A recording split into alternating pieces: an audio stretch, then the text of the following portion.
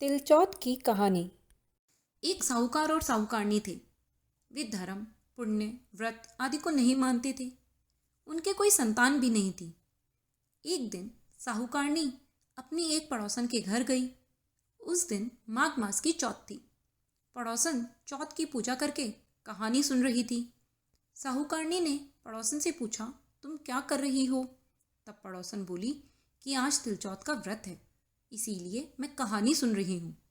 तब साहूकारनी ने उत्सुकता से पूछा, इस व्रत के करने से क्या होता है? तब पड़ोसन बोली, इसे करने से अन्न, धन, सुहाग, पुत्र जो चाहो सब मिलता है। तब साहूकारनी ने कहा, यदि मेरा गर्भ रह जाए तो मैं 1.25 सेर का तिलकुट्टा बना के चौथ माता के चढ़ाऊंगी और चौथ का व्रत भी करूंगी। चौथ माता की कृपा से साहूकारनी गर्भवती हो गई, लेकिन उसने तिलकुट्टा नहीं चढ़ाया और बोली कि मेरे लड़का हो जाएगा तब मैं 2.5 सेर का तिलकुट्टा बना के चढ़ाऊंगी।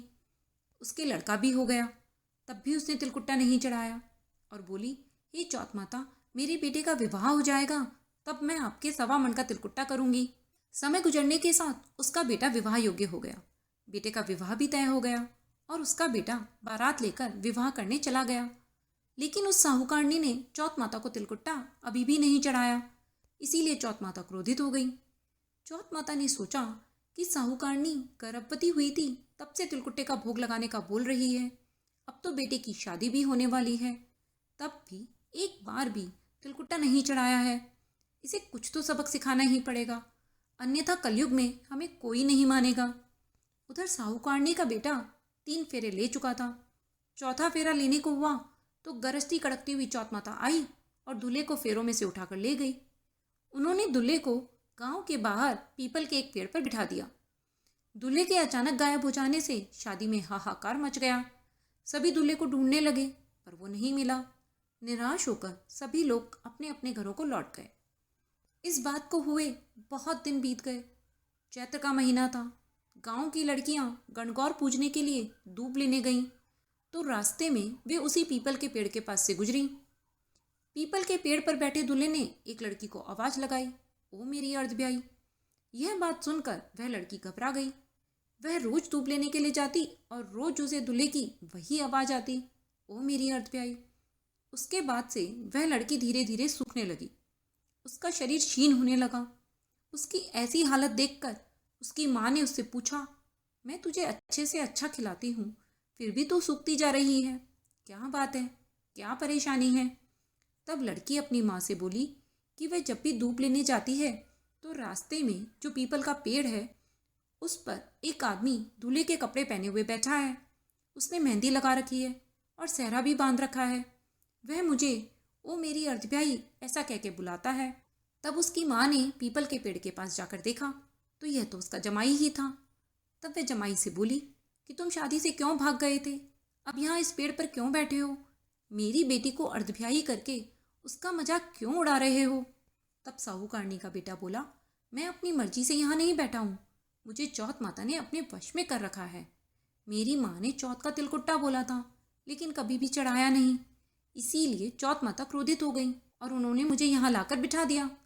यह सुनकर लड़की की माँ साहूकारनी के घर गई और उसे सब बात बताई। सारी बात जानकर साहूकारनी चौथ माता से बोली, हे चौथ माता, मुझे माफ़ कर दें, मुझे मेरा बेटा वापस लौटा दें, मुझे एक आखिरी मौका दें। मैं आपसे वादा करती हूँ कि जब वह घर आ जाएगा तो मैं 2.5 मन का तिलकुट्टा आपके चढ़ाऊंगी। लड़की की माँ ने भी अलग से 2.5 मन का तिलकुट्टा चढ़ाने का बोला। यह सब सुनकर चौथ माता प्रसन्न हो गई और उन्होंने साहूकारनी के बेटे को फेरों में लाकर बिठा दिया। बेटे का विवाह धूमधाम से हो गया।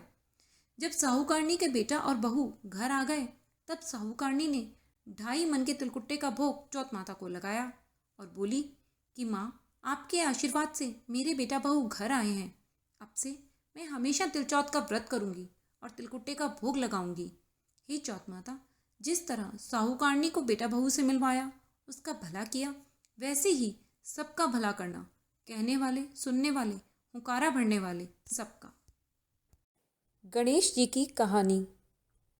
एक गांव में देवरानी जेठानी रहती थी। जेठानी बहुत अमीर थी लेकिन देवरानी बहुत गरीब थी। देवरानी गणेश जी की बहुत आराधना करती थी। देवरानी का पति जंगल से लकड़ी काट कर बेचता था, लेकिन वह अक्सर बीमार रहता था। देवरानी जेठानी के घर का सारा काम करती और बदले में जेठानी बचा हुआ खाना, पुराने कपड़े आदि उसको दे देती। इसी से देवरानी का परिवार चल रहा था। माघ महीने में देवरानी ने तिल चौथ का व्रत किया। 5 आने का तिल व गुड़ लाकर तिलकुट्टा बनाया। पूजा करके तिल चौथ की कहानी सुनी और तिलकुट्टा छीके में रख दिया और सोचा कि चांद उगने पर अर्घ देकर पहले तिलकुट्टा खाएगी और उसके बाद ही कुछ और खाएगी। फिर वह जेठानी के यहाँ काम करने चली गई। उसने खाना बनाया और जेठानी के बच्चों से खाना खाने को कहा। तब बच्चे बोले कि माँ ने व्रत किया है और माँ भूखी है, तो जब माँ खाना खाएगी हम भी तभी खाएंगे। जेठ जी को खाना खाने को कहा तो उन्होंने भी अकेले खाना खाने से मना कर दिया और कहा कि सबके साथ ही खाऊंगा। तब जेठानी उससे बोली कि आज तो किसी ने भी अभी तक खाना नहीं खाया, तो तुम्हें रोटी कैसे दे दूं? तुम सुबह सवेरे ही बचा हुआ खाना ले जाना। देवरानी खाली हाथ वापस घर आ गई। जैसे ही घर पहुंची तो पति बोला, बहुत भूख लगी है, जल्दी से खाना दे दे। तब उसने बताया कि जेठानी ने आज रोटी नहीं दी। यह सुनते ही उसके पति को बहुत गुस्सा आया। गुस्से में आकर उसने पत्नी को कपड़े धोने के धोवने से मारा। धोवना हाथ से छूट गया तो पाटे से मारा। वह बेचारी गणेश जी को याद करती हुई रोते रोते पानी पीकर सो गई। उस दिन गणेश जी देवरानी के सपने में आए और कहने लगे, धोवने मारी, पाटे मारी, सो रही है या जाग रही है? वह बोली, कुछ सो रही हूँ, कुछ जाग रही हूँ। गणेश जी बोले, भूख लगी है, कुछ खाने को दे। देवरानी बोली, क्या दूँ? मेरे घर में तो अन्न का एक दाना भी नहीं है। जेठानी बचा कुचा खाना देती थी, आज वह भी नहीं मिला। पूजा का बचा हुआ तिलकुट्टा छीके में पड़ा है, वही खा लो। थोड़ी देर बाद गणेश जी फिर बोले कि आज तिल चौथ होने के कारण मैंने बहुत तिलकुट्टा व चूरमा खाया है, इसीलिए निमटने की मन में है, सो कहाँ जाऊँ? वह बोली, यह बड़ा घर, जहाँ इच्छा हो वहाँ निमट लो। निमटने के बाद गणेश जी ने फिर उससे पूछा, अब पहुँचूँ कहाँ? नींद में होने के कारण देवरानी को बहुत गुस्सा आया कि कब से तंग किए जा रहे हैं, सो बोली, मेरे सर पर पहुँच लो। सुबह जब देवरानी उठी तो ये देखकर हैरान रह गई कि पूरा घर हीरे मोती से जगमगा रहा था। सिर पर जहाँ विनायक जी पोछनी कर गए थे, वहाँ हीरे का टीका व बिंदी जगमगा रहे थे। देवरानी को धन बटोरते बटोरते देर हो गई, इसीलिए वह जेठानी के यहाँ काम पर नहीं जा सकी। जेठानी के बच्चे बुलाने आए तो देखा कि चाची तो धन बटोरने में लगी है। यह सब जाकर उन्होंने अपनी माँ को बताया। जेठानी भागी भागी देवरानी के पास आई और पूछा कि इतना धन कैसे हुआ? तब देवरानी ने सारी घटना कह सुनाई। घर लौटकर उसने ढेर सारा घी डालकर चूरमा बनाया और छीके में रख दिया। फिर वह अपने पति से बोली कि आप मुझे धोवने और पाटे से मारो। उसका पति बोला कि भली मानस, मैंने आज तक कभी भी तुझ पर हाथ नहीं उठाया, फिर बिना बात के मैं तुझे धोवने और पाटे से भला क्यों मारूं? पर वह नहीं मानी और जिद करने लगी। बोली कि देवर जी ने देवरानी को बहुत मारा तो उसके बहुत धन हो गया। पति ने फिर समझाया कि तेरे पास किस चीज़ की कमी है, तू धन की भूखी क्यों मार खाना चाहती है? लेकिन वह अपनी बात पर अड़ी रही। मजबूरन पति को उसे मारना पड़ा। अपने पति से बहुत मार खा के और घर खाली करके गणेश जी को स्मरण करते हुए वह सो गई। रात को गणेश जी सपने में आए और कहने लगे, भूख लगी है, क्या खाऊं? जेठानी ने कहा, हे गणेश जी महाराज, मेरी देवरानी के यहाँ तो आपने सूखा तिलकुट्टा खाया था, मैंने तो झड़ते घी का चूरमा बनाकर आपके लिए छीके में रखा है, फल और मेवे भी रखे हैं, जो चाहे खा लीजिए। थोड़ी देर बाद गणेश जी फिर बोले, अब निपटने का मन है, कहाँ निपटूं?